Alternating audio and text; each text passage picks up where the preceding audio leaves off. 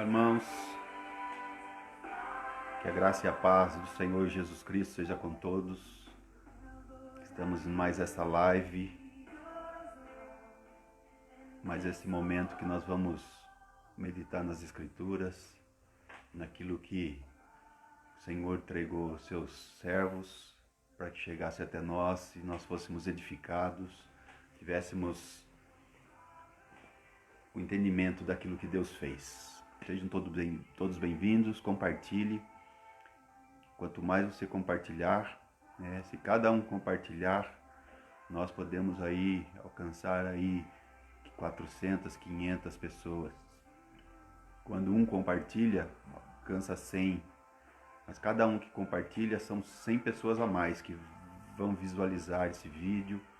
Pode ser alcançados ali pela graça do Senhor. O Senhor fazer uma obra no coração. Então, compartilhe se puder, em nome de Jesus.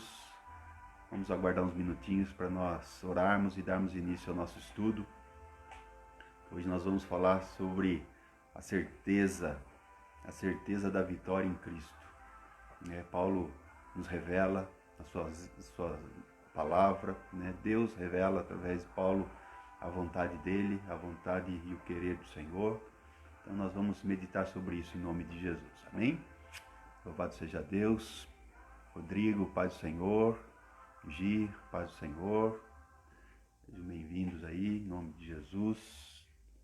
Mais gente entrando. Vanessa, paz do Senhor. Deus abençoe cada vida em nome de Jesus.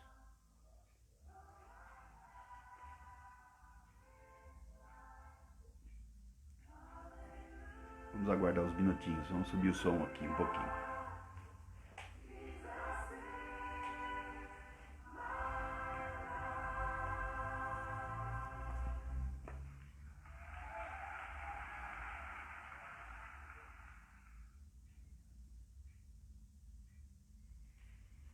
Amém. Bem, irmãos, vamos dar início então. 8 horas. Vamos dar início ao nosso ensino de hoje. Aprendermos juntos com o Senhor. Não há nada melhor, não há nada mais abençoado, meus irmãos, do que nós aprendermos a palavra de Deus, do que nós aplicarmos a palavra de Deus aos nossos corações. Como disse o profeta Ageu, aplica o teu coração no teu caminho. Então, se nosso caminho é dirigido pela palavra do Senhor, se a palavra de Deus é lâmpada para os nossos pés, então nós vamos ser dirigidos pelo caminho do Senhor.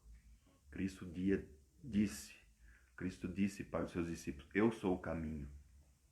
Então, a palavra de Deus tem que ser a nossa direção, nosso maior desejo, nossa maior alegria, nosso melhor alimento. Que o Senhor nos abençoe e nos capacite em nome de Jesus. Amém, irmãos? Vamos orar, vamos dar início a esse tempo em nome de Jesus. Vamos orar juntos na presença do Senhor e dar início a esse estudo tão abençoado. Romanos 8, em nome de Jesus. Pai Santo, obrigado, Pai, por cada vida que está se achegando a esta sala de ensino, a esta live, Senhor, de aprendizado, de conhecermos mais ao Senhor. É desejo do Senhor que nós te conheçamos e prossigamos em te conhecer. Por isso nós te pedimos, Senhor, nos ensina nesta noite um pouco mais a tua palavra, nos ensina um pouco mais os mistérios, Senhor, que o Senhor entregou aos seus servos no passado, e esta palavra tem chegado a nós, ó Pai, e sabemos, ó Deus, que toda a palavra de Deus, ela, Senhor, ela é poderosa para ensinar, poderosa para corrigir, poderosa para edificar, para santificar, para fazer em nós, ó Deus, o teu propósito, Senhor.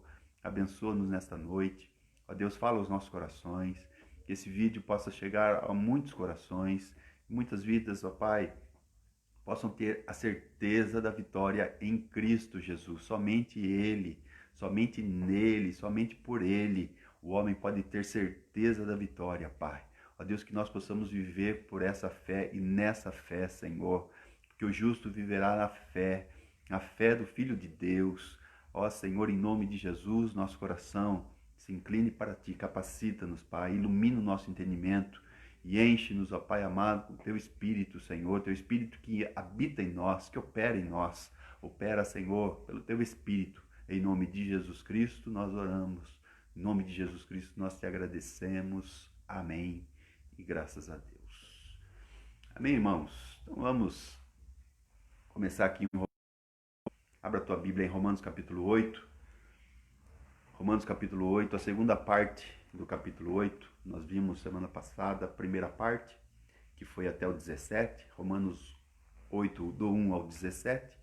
Hoje nós vamos ver do versículo 18 ao 39.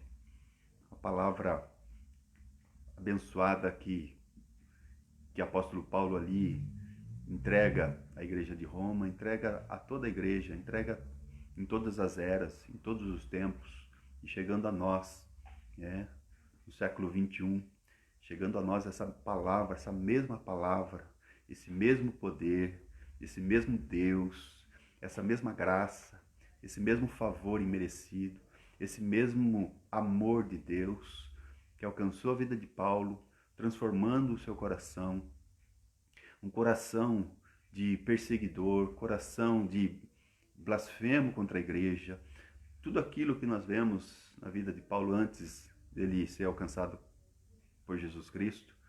Então nós olhando para tudo isso, nós vemos a obra gloriosa que Deus faz, que Deus fez na vida dele, faz na nossa vida e faz na vida daquele que se aproxima de Deus. Então, antes da gente ler, eu quero ler um versículo aqui de Romanos, mas antes de ler, a gente precisa saber que o capítulo 8 ele está intimamente ligado ao 7. Porque Paulo, no 7, ele está olhando para si mesmo. No capítulo 7, ele começa a olhar para si mesmo, ele começa a olhar as suas fraquezas, ele começa a olhar as suas falhas, ele começa a olhar para as suas dificuldades, e começa a olhar para si mesmo. E ele chega a um ponto, ele chega num tal ponto, tanto que ele olhou para si mesmo, que ele fala no 24, 7, 24, miserável homem que sou. Então, quando ele olha para si mesmo no capítulo 7, quando ele começa a fazer essa autoinspeção, ele começa a ver a miserabilidade da sua vida. Ele começa a ver, ele fala assim, porque o bem que eu quero fazer não faço, e o mal que eu não quero fazer, isso eu faço. Então ele começa a se analisar, ele começa a ver ele mesmo, começa a ver a situação dos homens, começa a ver tudo isso. Então no 24 ele fala, miserável homem que sou, quem me livrará do corpo desta morte? No capítulo 8, do 1 ao 17, ele começa a olhar para o Espírito de Deus. Ele começa a olhar para a obra que Deus faz na vida do homem. Ele começa, então, ele deixa de olhar para si mesmo e começa a olhar para Deus. Ele começa a olhar na obra de Deus, através do Espírito Santo. Então, do capítulo 8, do 1 ao 17, ele começa, então, a ver a obra do Espírito Santo. Nós vimos semana passada isso, Se você não acompanhou, quer acompanhar, tem lá no YouTube. Procura lá no YouTube, IEP Boituva. Você vai ver ali tudo que nós falamos.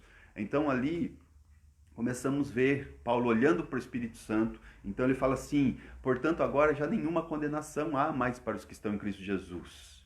Aqueles que não andam segundo mais a carne, mas segundo o Espírito de Deus. Foram alcançados pelo Espírito de Deus. O Espírito Santo agora habita nestes. O Espírito Santo trabalha nestes e trabalha por estes. Então ele começa a olhar, mudar o foco da sua visão. Quando nós começamos a olhar para nós mesmos, para o homem, amados irmãos, nós nos decepcionamos, nós nos frustramos. E era isso que estava acontecendo com Paulo. Paulo estava no final da sua carreira, estava olhando para tantas situações. Tantos servos de Deus já haviam abandonado, ali alguns permaneciam com Paulo. E quando ele começava a olhar para si mesmo, para os homens, ele se frustrava. Mas quando ele começa a olhar para o Espírito Santo, ele começa a se fortalecer. Ele começa então a ver a obra gloriosa que Deus havia feito na vida dele, na vida de todos aqueles que creram na pregação do Evangelho e na vida de todos aqueles que haveriam de crer. Na minha vida, na tua vida, na vida daqueles que haverão de crer. Então, capítulo 8, a partir do 18, que é o texto que nós vamos falar. Então agora Paulo vai falar do que isso resulta. Ele olhando para si vê a miserabilidade, ele olhando para o Espírito Santo, ele vê uma obra perfeita, e agora do 18 ao 39, ele vai exaltar a Cristo, ele vai exaltar a vitória de Deus em Cristo Jesus, a vitória do Senhor, sua obra plena, sua obra completa, sua obra que começou nele, que é efetuada por ele e termina para a glória dele.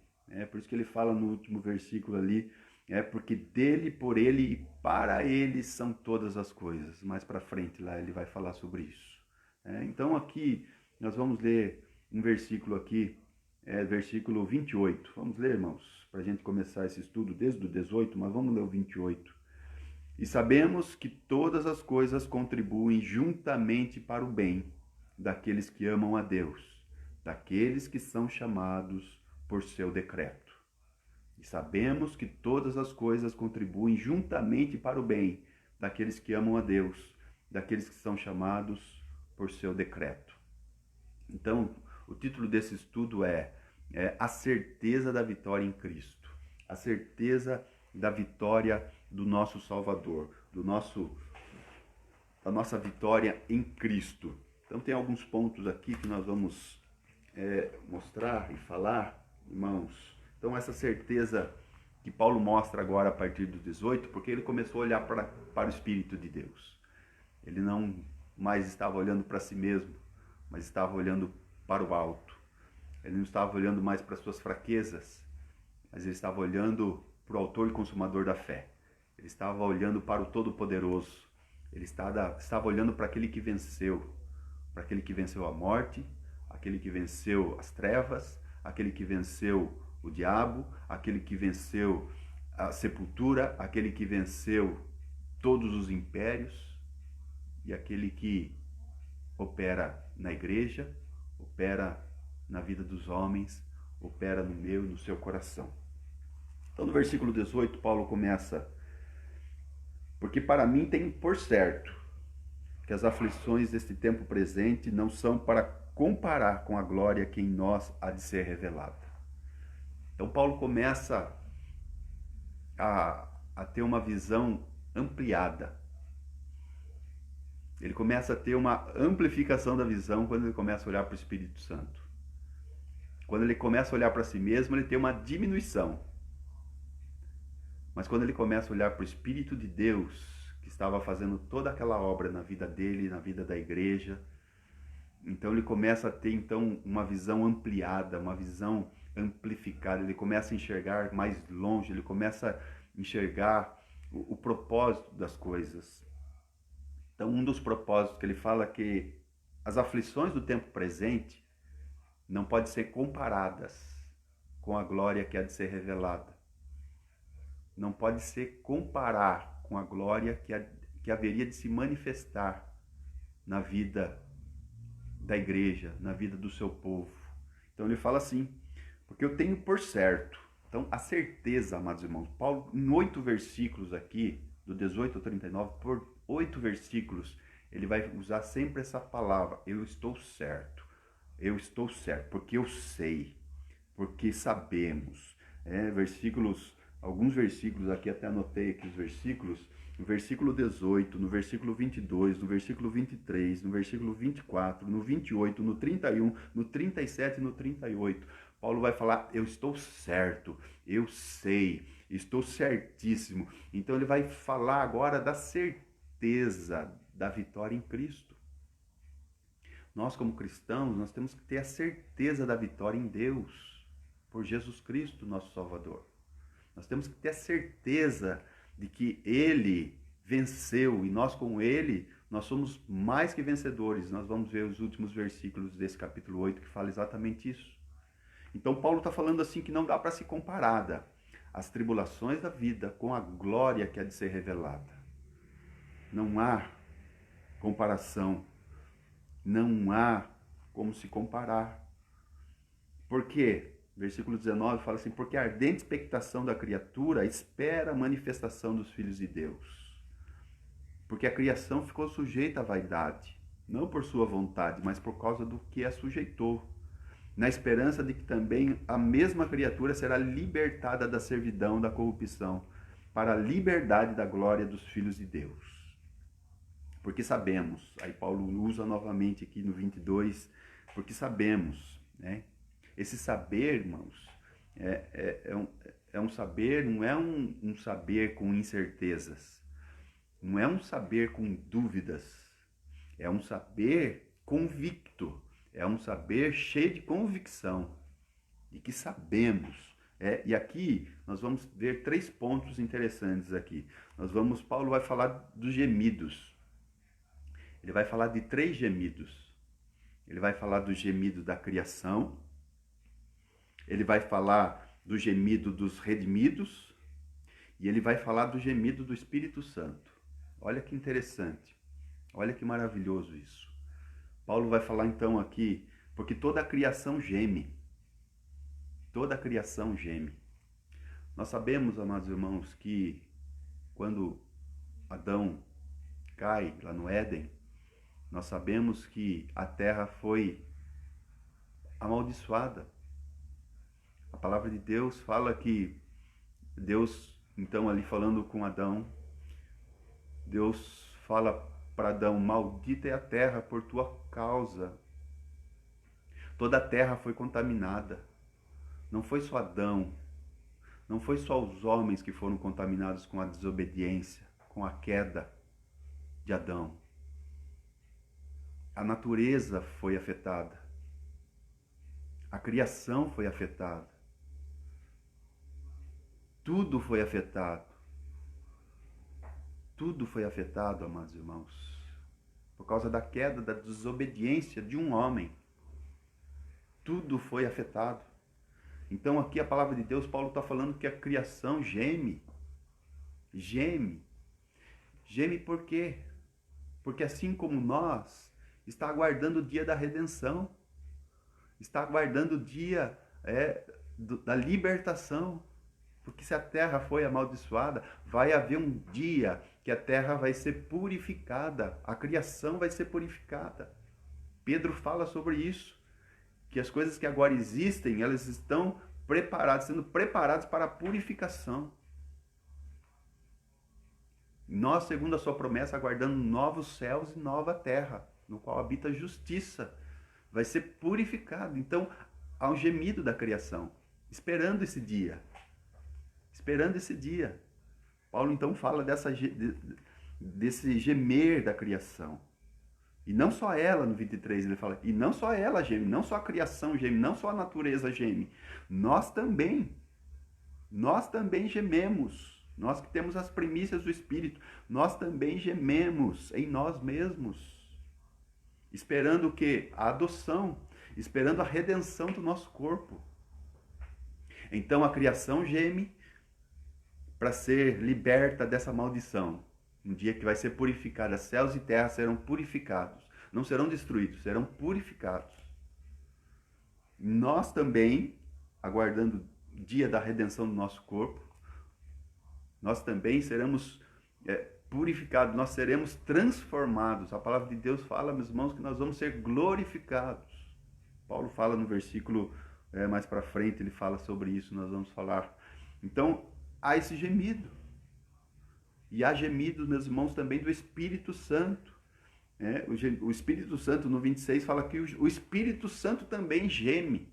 E geme com gemidos inexprimíveis. Então, olha que maravilha. A criação geme. Os remidos gemem para o dia da redenção. A diferença entre remissão e redenção. Remissão, nós fomos remidos.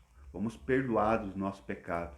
Mas haverá o dia da redenção. O dia que nós teremos o nosso corpo glorificado. Isso é maravilhoso. Nós estamos aguardando.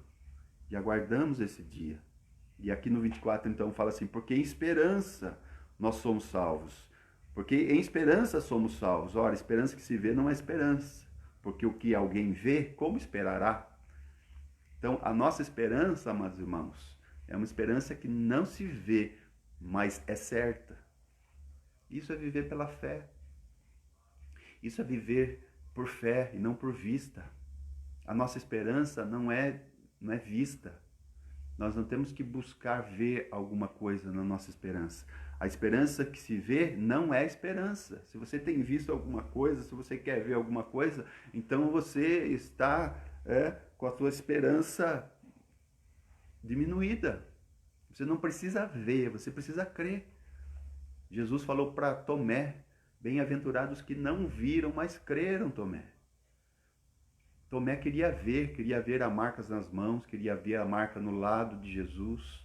Mas quando Jesus aparece ali, então, naquele dia, ele aparece e fala: Tomé, olha aqui minha mão, olha aqui o meu lado. E aí Jesus fala para ele: não sejas incrédulo, mas crente. Creia. Nós precisamos viver essa fé, amados irmãos. Precisamos viver a certeza. Isso é fé. O que é fé? É a firme convicção daquilo que não se vê, mas que se espera. E a espera, amados irmãos, a espera ela não traz desistência. Essa espera, da esperança, ela não traz desistência, ela não traz frustração, ela não traz desânimo, ela não traz outra coisa a não ser renovação, santificação, purificação. Então essa fé, essa esperança, é a gente ter certeza de que Cristo venceu e nós com Ele vencemos. Então Paulo está falando isso. Quando ele olhava para si, ele via suas dificuldades, debilidades, frustrações, tudo aquilo que podemos nomear. Mas quando ele olha para o Espírito Santo, ele começa a ver a obra perfeita, começa a ver uma obra plena. Então agora ele começa a falar dessa vitória em Cristo, da certeza da vitória, porque se o Espírito Santo começou a obra, é fiel para completá-la. Aquele, Filipenses 1,6, o Pai, aquele que começou, o Pai começou, aquele que começou a boa obra em vós, é fiel para completá-la, o Espírito Santo, até o dia de Cristo, até o dia do Filho. Então olha, o Pai, o Filho e o Espírito Santo trabalhando em nós, operando em nossos corações, nesse Deus trino que nós cremos, nesse Deus vivo que nós cremos, nesse Deus único que nós cremos, trabalhando, operando nas nossas vidas, na vida da igreja, na vida dos que creem, na vida daqueles que não creem, mas virão a crer. Que obra gloriosa. Então, mas se esperamos o que não vemos, com paciência o esperamos, versículo 25. Mas se esperamos o que não vemos, com paciência o esperamos. Essa palavra paciência, ela é melhor traduzida por perseverança. Perseverança. Então, olha aqui, se esperamos o que não vemos, com perseverança esperamos. Então, essa esperança que não vemos, mas que aguardamos, ela não é para te fazer esmorecer, não é para te fazer desanimar, mas ela é para te dar perseverança. O que é perseverança? É perseverar, insistir, continuar, avançar. Então, amados irmãos, o Espírito Santo que Paulo viu agindo na sua vida, na vida dele, nós temos que ver agindo na nossa vida também. O Espírito Santo está agindo em nós, está agindo na vida da igreja, está operando nos nossos corações. Versículo 26. E da mesma maneira também o Espírito Santo ajuda as nossas fraquezas. Amados irmãos, se não fosse o Espírito Santo, seria impossível nós vivermos e suportarmos as nossas fraquezas. Porque Paulo, quando começou a olhar para as suas fraquezas, ele começou a se diminuir, começou ali, já estava entrando em desespero, em parafuso espiritual. Mas quando ele mudou o foco, começou a olhar para o Espírito de Deus agindo na vida dele, habitando na vida dele, então ele começou a entender, ele começou a ver a grande obra e perfeita obra do Senhor, a despeito das fraquezas, a despeito das limitações, a despeito de tudo aquilo. Porque ele fala assim, da mesma maneira o Espírito Santo, o Espírito, falando Espírito aqui, mas Espírito Santo, O Espírito ajuda as nossas fraquezas. Que fraqueza, né? Eu nomeei 4 aqui. Fraquezas físicas, né? Fraquezas físicas. Temos fraquezas físicas, irmãos? Paulo tinha fraquezas físicas? Muitas. E nós também. Fraquezas emocionais. Temos fraquezas emocionais? Paulo tinha, nós temos. Fraquezas espirituais. Fraquezas espirituais. Paulo fala no 7 aqui, todas essas fraquezas.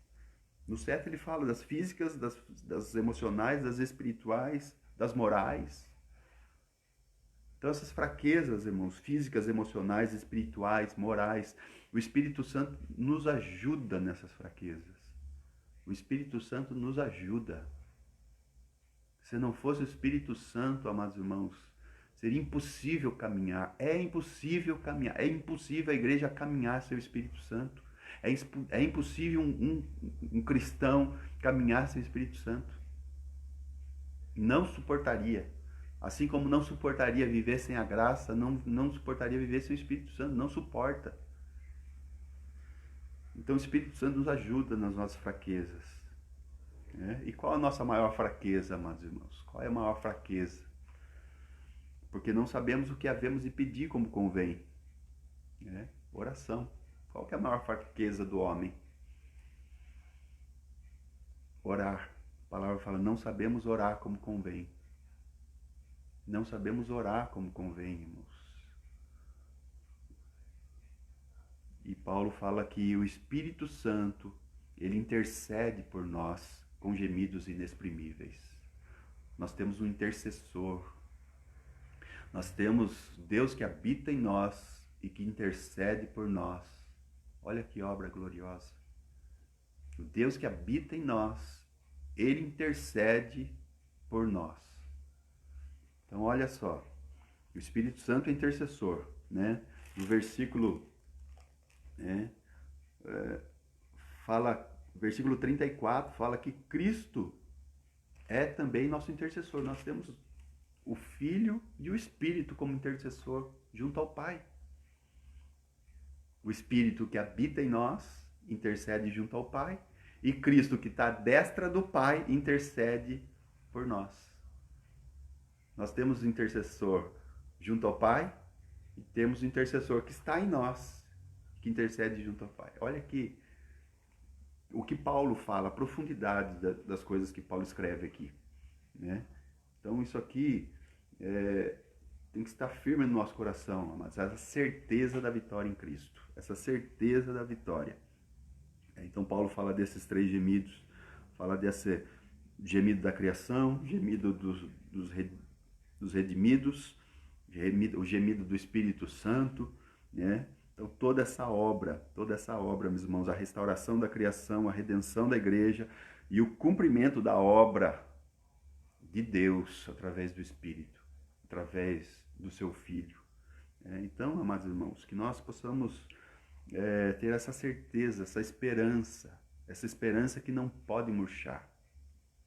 O mundo está sem esperança porque tem olhado para si mesmo. O mundo está sem esperança porque tem olhado para suas próprias forças. Ou o homem tem olhado para si mesmo, ou tem olhado para o mundo, ou tem olhado para outro homem. Mas quando nós olhamos para o Espírito Santo, quando nós olhamos para Deus, nós podemos ter esse fortalecimento de Paulo.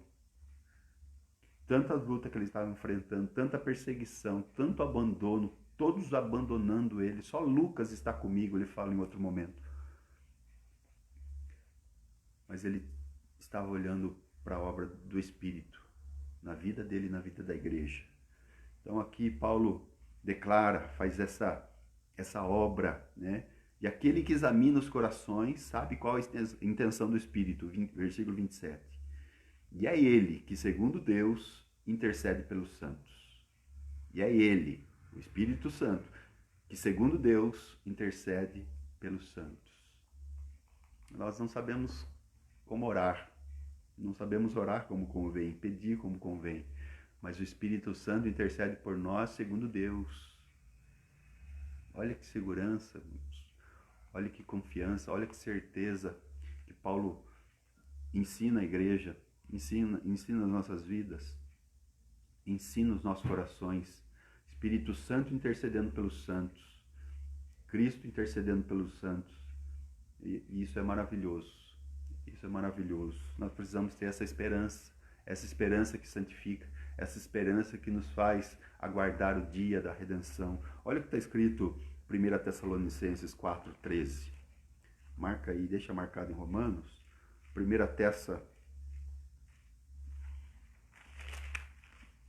Tessalonicenses 4,13.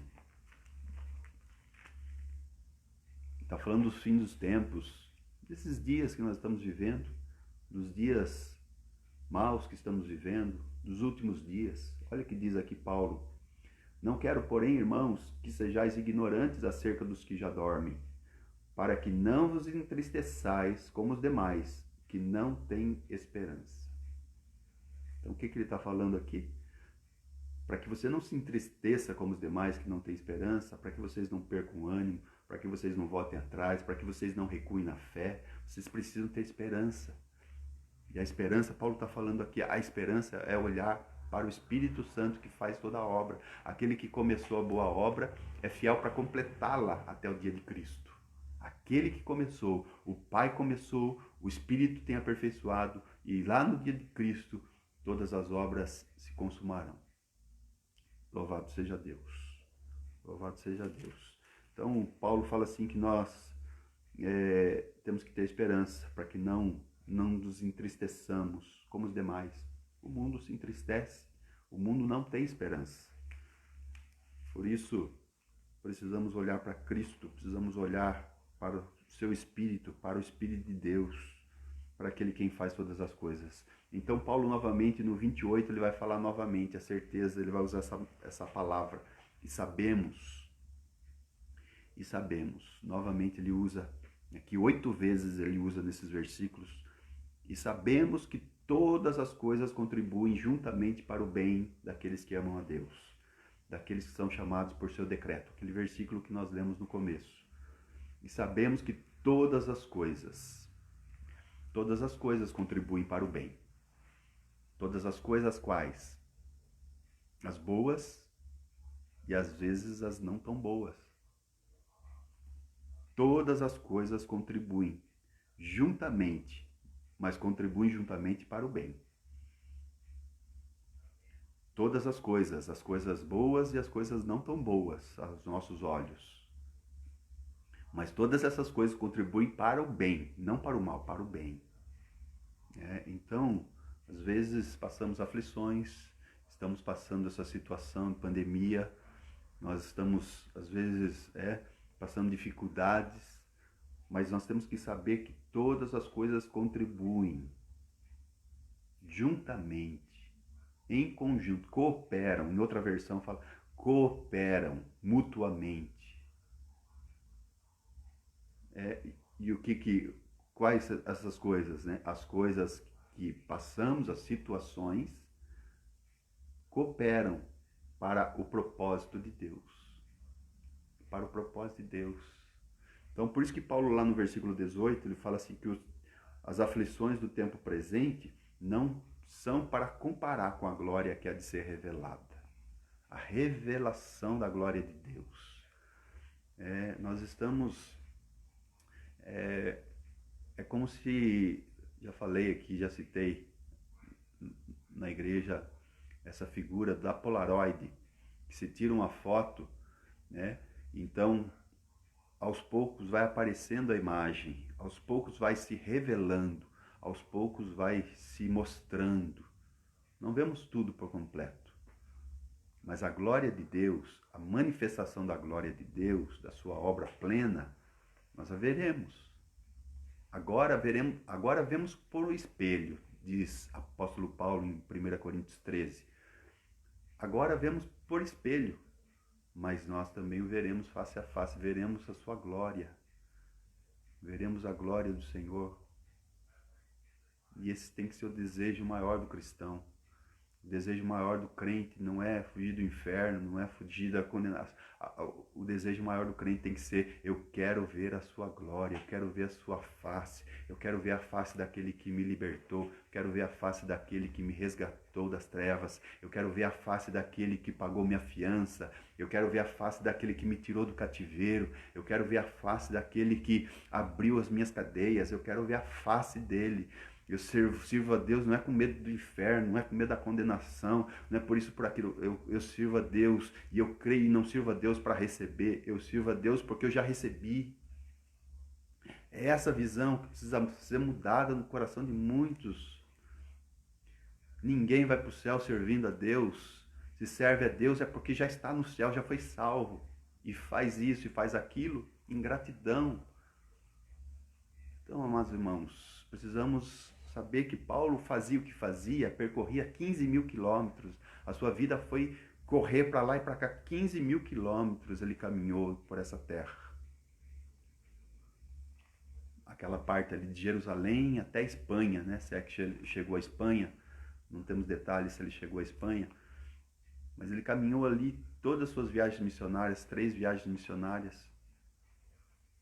E ele fazia isso porque para ser salvo? Não, ele fazia isso porque ele foi salvo, porque ele era salvo. Porque somos salvos em esperança.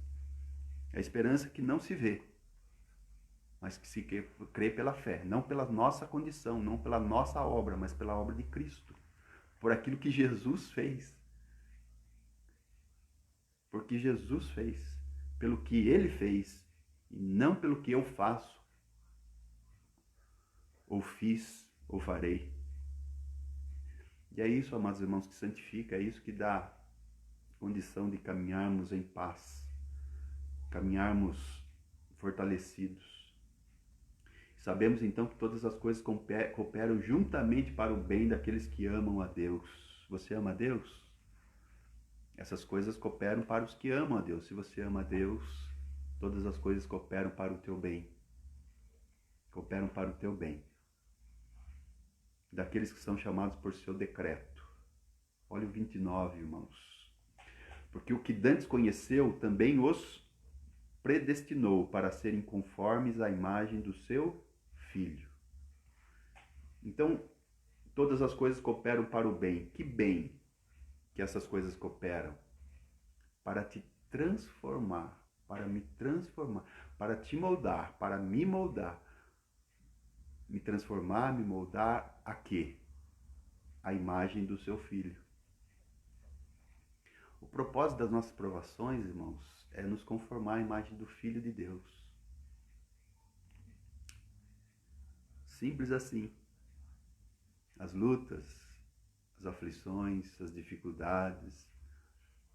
O Senhor está querendo, cada dia, nos moldar à imagem do seu Filho. Então, todas as coisas estão contribuindo para o bem. E o bem, qual é o bem? O bem daqueles que amam a Deus. O bem de serem conformes à imagem do seu Filho. O mundo está sendo conformado à imagem do Filho? Não, porque o mundo não ama a Deus. Quem está sendo conformado à imagem do Filho? Aqueles que amam a Deus. Aqueles que buscam a Deus. Aqueles que foram alcançados por graça. Se você tem vivido isso, saiba que você está sendo transformado de glória em glória, como diz a palavra. Transformado de glória em glória, como pelo Espírito, diz a palavra. Porque os que dantes conheceu, olha esse versículo 29, porque os que dantes conheceu, conhecidos antecipadamente. Porque os que dantes conheceu, também os predestinou. Então o Senhor, Ele te conheceu quando?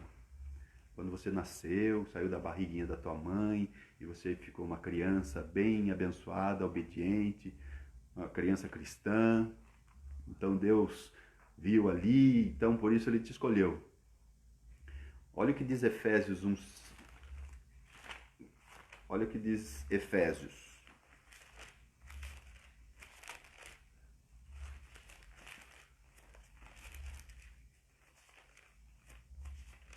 Efésios, capítulo 1. versículo 4. Efésios 1, 4. Como também nos elegeu nele antes da fundação do mundo. Quando foi que Deus nos conheceu? Nos predestinou para serem conformes à imagem do seu Filho? Antes da fundação do mundo. Isso é profundo. Isso é maravilhoso. Versículo 30. E aos que predestinou antes da fundação do mundo, escolheu, elegeu, conheceu, aos que predestinou, a esses também chamou. Chamou quando? No tempo. Ele te predestinou na eternidade, te chamou no tempo. Em algum momento da sua vida você foi chamado. Em algum momento da vida o Senhor te chamou. Tem te chamado. Tem te conformado à imagem do seu Filho. O Senhor está trabalhando em nós para conformarmos a sua palavra, a sua vontade e ao seu Filho. O Senhor trabalha na vida daqueles que esperam. Conhece esse versículo? Deus trabalha. Jesus disse para os fariseus: o meu Pai trabalha e eu também. O meu Pai trabalha até agora e eu também. E ele disse isso num dia de sábado. O meu Pai trabalha, está trabalhando e eu também estou trabalhando. Ele trabalha, meus irmãos, no nosso ser, nas nossas fraquezas. Nas nossas fraquezas aqui, nessas 4, físicas, emocionais, espirituais, morais. O Senhor trabalha na nossa vida, nos conformando. Nos conformando. Não com este mundo. Romanos 12, 2 fala: não vos conformeis com este mundo, antes transformai-vos na renovação do vosso entendimento, para que experimenteis qual seja a boa, agradável e perfeita vontade de Deus. Continuando aqui, amados irmãos, e aos que predestinou, a esse também chamou.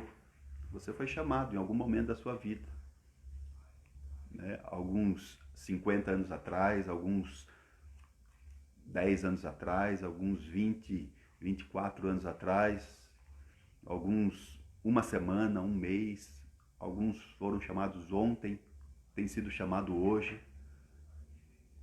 O Senhor chama. E a esses que ele chamou, ele justificou. Ele justifica os que ele chama. Ele justifica. E o que é justificar? O que é justificar, amados irmãos? Como nós, por nós mesmos, vamos chegar diante de Deus e falar assim: eu sou digno de estar diante de Deus.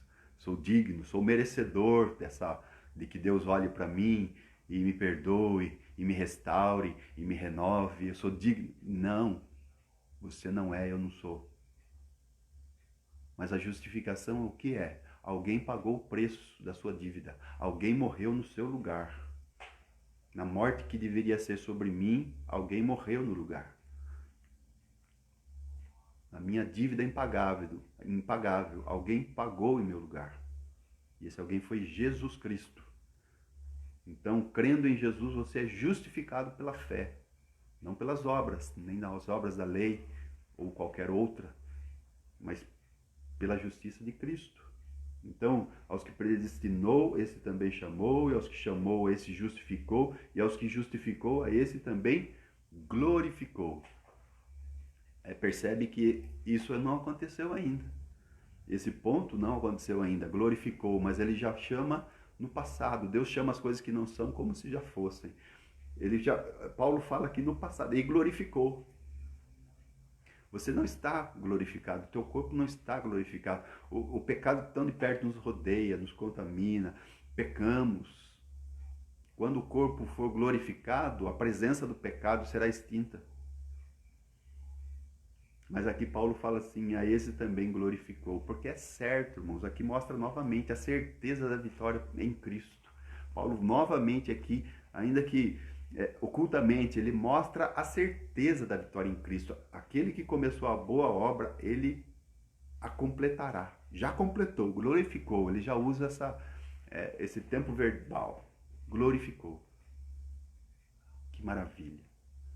Que maravilha, irmãos. Que maravilha. Então Paulo, diante de tudo isso, Paulo, diante de toda essa maravilha que nós vimos aí do 18 ao 30, então Paulo agora no 31, ele vai exultar na presença de Deus. Ele vai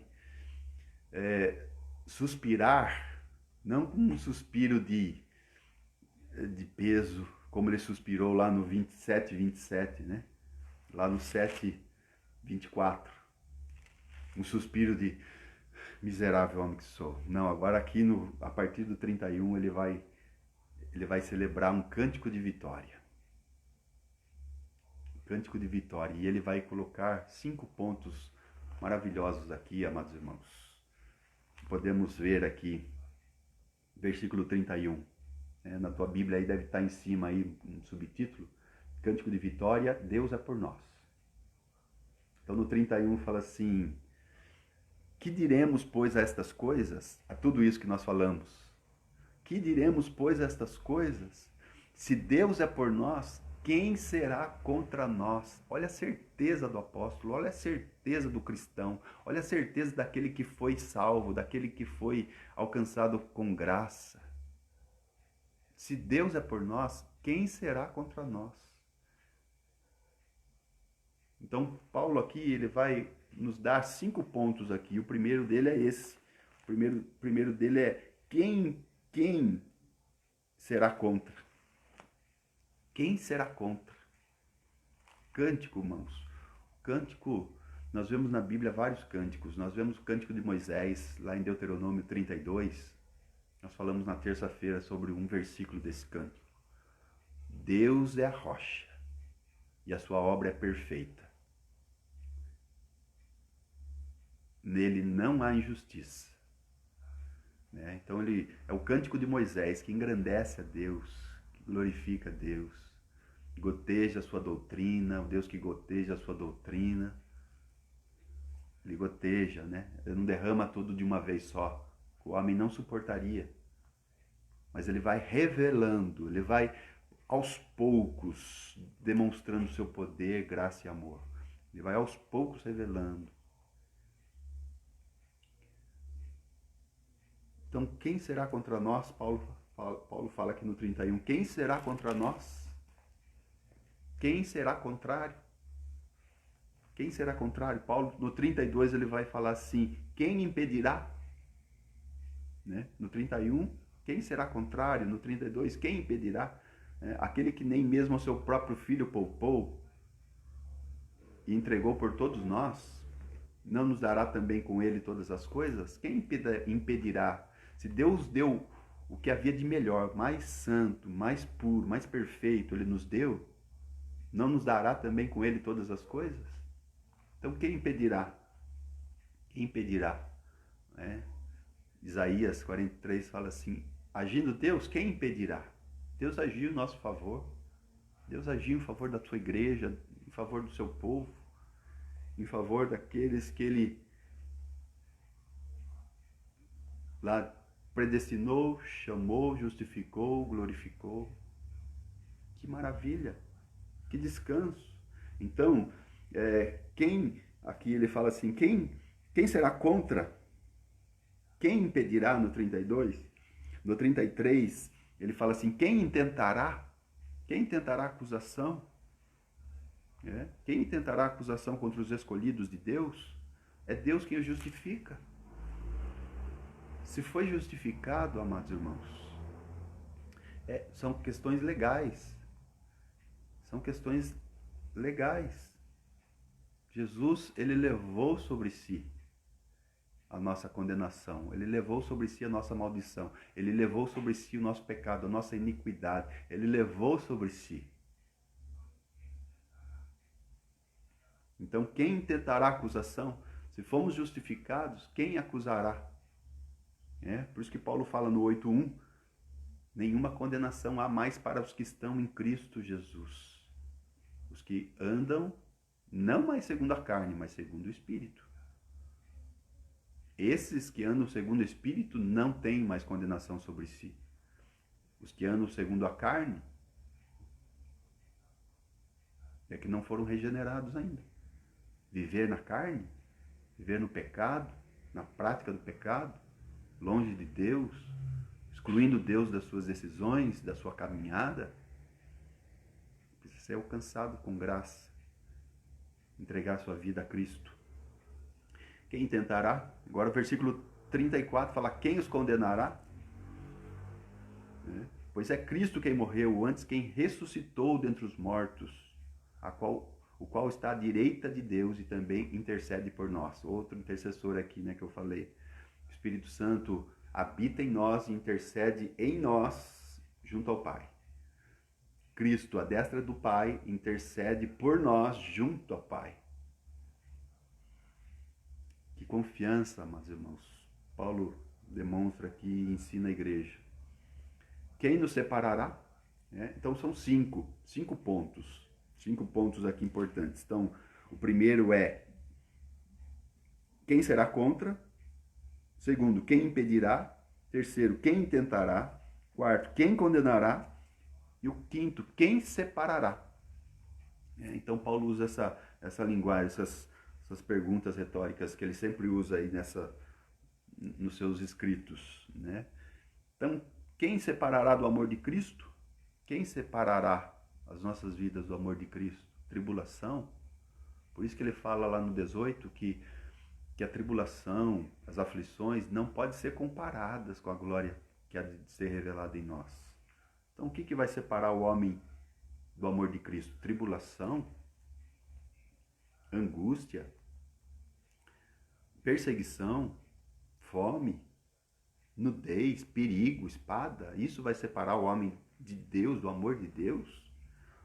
O homem que foi alcançado por graça, o homem que foi revestido de poder, o homem que foi salvo, que foi reconciliado, o homem que foi regenerado, o homem que estava degenerado e foi regenerado por graça. Tem alguma coisa que vai separá-lo do amor de Deus? Deus envia o seu filho para morrer por esse homem, por essa mulher. E depois então vem a angústia, a tribulação e separa. A angústia é mais poderosa do que a graça de Deus? Não, de jeito nenhum. A fome, a nudez é mais forte do que a graça? Não. A perseguição, o perigo, a espada é mais forte do que a graça de Deus, do que o amor de Deus? De maneira nenhuma. Então Paulo faz todo esse estudo, faz toda essa palavra para ensinar a igreja, para ensinar o seu povo, para engrandecer ao Senhor da sua salvação. E ele fala assim: como está escrito, por amor de ti somos entregues à morte todo dia, fomos reputados como ovelhas para o matadouro. Paulo está falando assim: eu estou à morte todo dia, eu estou entregue à morte todo dia, eu estou passando aflição todo dia, sou apedrejado, sou ali perseguido, sou ali tudo isso. E isso vai me separar do amor de Deus? Pelo contrário, isso me firma cada vez mais no amor de Deus. Por que a igreja primitiva crescia quando era afligida? Porque fazia com que a igreja reconhecesse cada vez mais o amor de Deus. Os cristãos contemporâneos passa uma luta, uma dificuldade, já abandona a fé, já sai da igreja, já não olha mais para os irmãos, já não quer mais ter comunhão. Que fé é essa? Que fé é essa?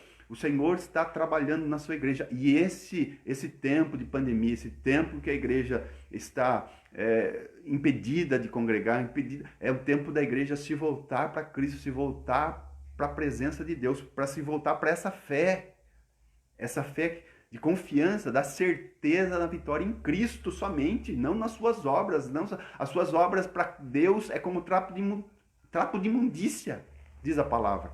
O próprio Jeremias, o próprio Isaías fala sobre isso, que as nossas obras são para Deus, não serve para nada. Mas quando nós tomamos para nós a obra que Cristo fez, aquilo que Jesus fez por nós na cruz, a sua entrega total, o seu despir da sua glória, o seu descer do seu trono e vir até nós, isso, amados irmãos, é o que nos salva. A nossa fé é nisso que nos salva, não qualquer outra coisa. não qualquer outra coisa. Então Paulo começa a cantar, como Moisés cantou, quando ele viu tudo aquilo, ele falou assim: Deus é a rocha, e nele não há injustiça, a sua obra é perfeita, maravilhoso Deus. E olha que Moisés não estava entrando na terra prometida. Ele poderia falar muitas coisas desse cântico, mas o que ele faz? Ele engrandece a Deus. Não é que ele não estava sendo salvo, não, ele só não estava entrando na terra prometida. Tem nada a ver com salvação. Mas ele perdeu um galardão ali de ver a terra, de entrar na terra. Por causa da contenda lá em Meribá. Esse é um outro assunto. Maria engrandeceu ao Senhor. Uma noiva, de repente grávida, parece grávida no meio dos seus familiares. Mas o que ela faz? Ela engrandece ao Senhor. Ela engrandeça ao Deus, meu Salvador. Ela engrandece porque ela sabia que no ventre dela estava o Salvador dela.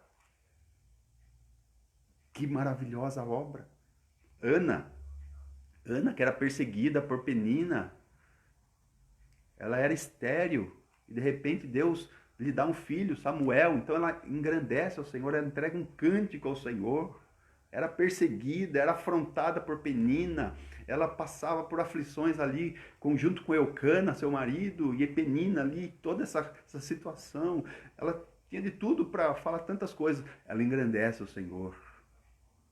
Em cântico. E Paulo, com toda a afronta que recebia, toda a perseguição, todo apedrejamento, toda a situação adversa, os discípulos que ele mesmo formou já tinham abandonado a ele.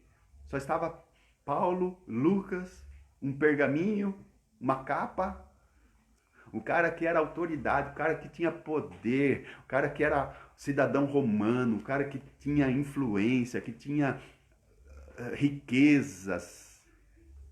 De repente, está ali enclausurado, está ali numa cela, no fim de sua vida, da sua carreira, sozinho praticamente.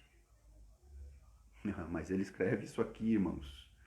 Ele escreve uma maravilha dessa para mostrar para mim e para você de que nós precisamos nos voltar para Deus, confiar em Cristo, confiar no Salvador, confiar naquele que venceu.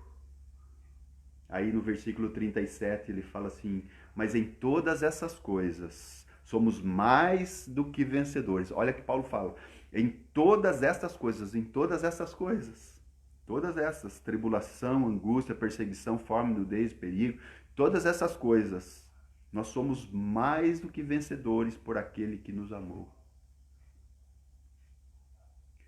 Aí novamente no 38, mais um versículo da certeza da vitória em Cristo. Porque eu estou certo de que nem a morte, nem a vida, nem os anjos, nem os principados, nem as potestades, nem o presente, nem o porvir, nem a altura, nem a profundidade, nem alguma outra criatura poderá nos separar do amor de Deus que está em Cristo Jesus, nosso Senhor. Aleluia! Louvado seja Deus. Que maravilha, amados irmãos, poder ter a certeza da nossa vitória em Cristo. A nossa vitória não está baseada em nós mesmos. A nossa vitória está baseada em Cristo. A nossa vitória, ela está em Cristo. E se você quer ter vitória, você precisa de Cristo. Você precisa desse Salvador.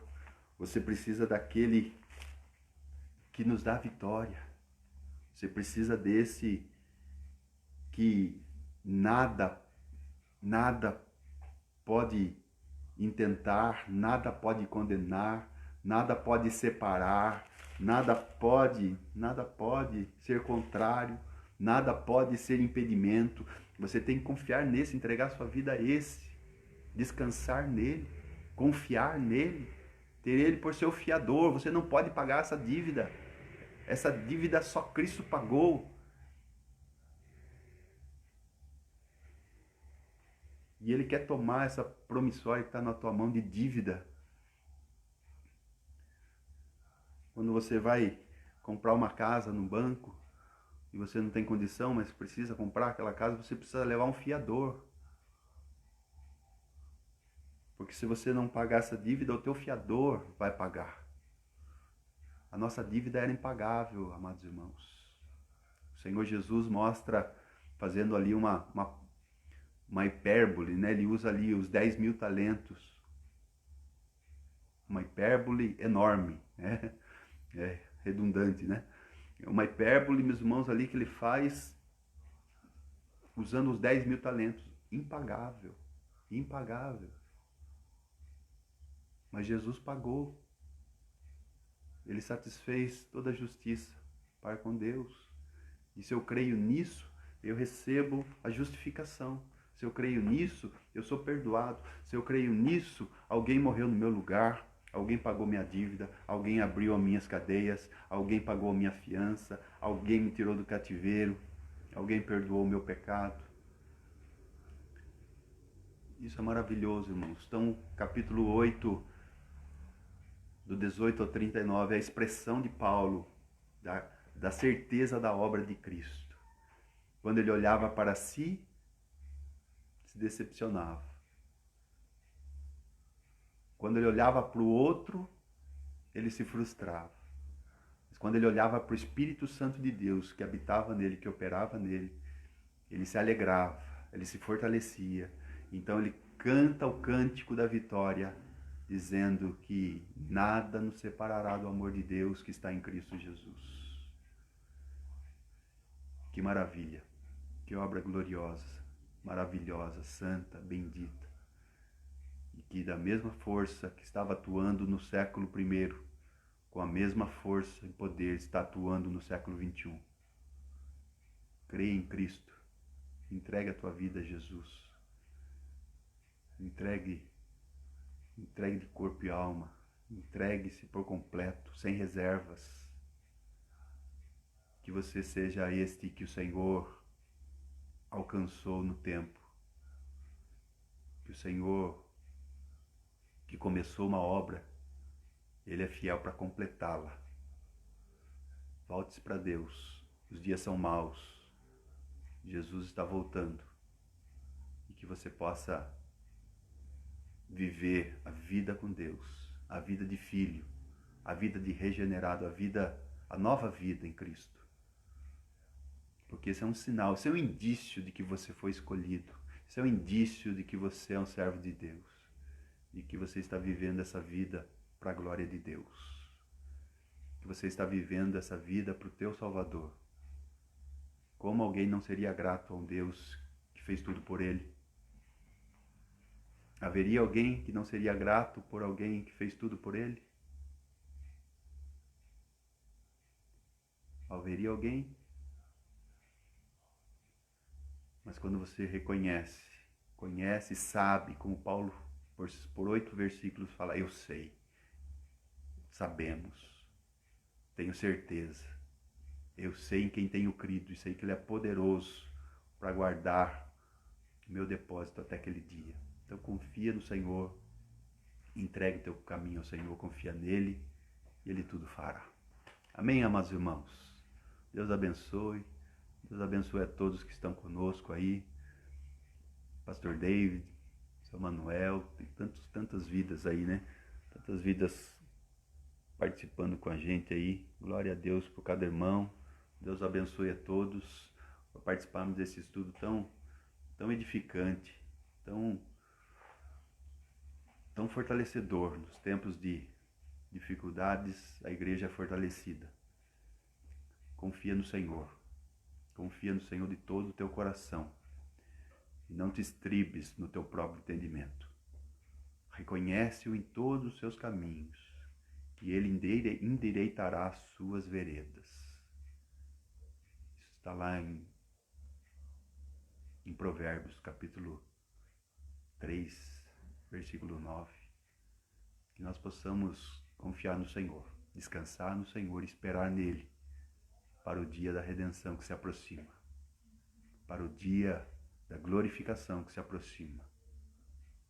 E também sabemos que se aproxima a manifestação do anticristo, do falso profeta, da besta. Tudo isso está escrito. Que você possa, antes de olhar para essas coisas, possa olhar para Cristo. Porque só Cristo te livra do anticristo. Só Cristo te livra do falso profeta. Só Cristo te livra da besta. Só Cristo, o Rei da Glória. Deus abençoe. Deus abençoe tua casa, tua família. Deus abençoe em nome de Jesus. Logo em breve estaremos juntos na casa do Senhor.